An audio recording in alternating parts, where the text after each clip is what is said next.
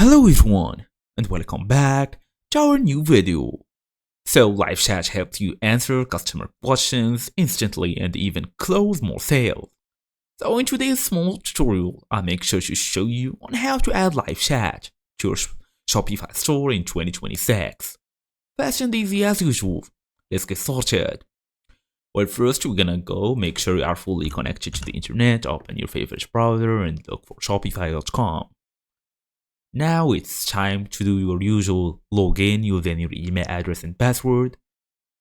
After basically doing all of this quests and all of these missions, you can also go to the online store if you want to change your chain page, look for pages, products, or whatever you want. Now it's time to go to this app, then tap on add. Search for live chat apps. Popular options include Shopify Inbox, TDO, or even live chat. Basically, there is this Shopify Inbox as well.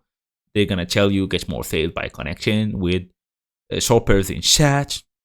You can pick this one if you like it. If you wanna basically look for this email marketing to increase sales as well with AI recommendations, you can pick this one as well.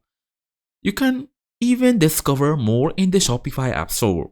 It's all on you. Now it's your time to enable the chat widget. Turn on the chat bubble so it appears on your store.